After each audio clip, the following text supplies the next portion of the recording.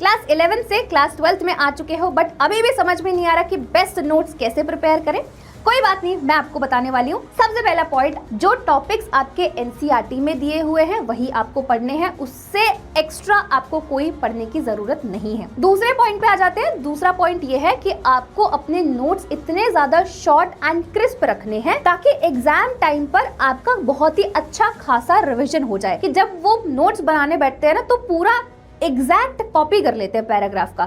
तो उनके लिए बहुत ही अच्छा मेथड है, that is active recall and self question. इस मेथड में क्या होता है, कोई एक टॉपिक पढ़ रहे हो, है ना, बायो में आपने पढ़ा माइक्रोस्पोरोजेनेसिस, ये टॉपिक पढ़ा।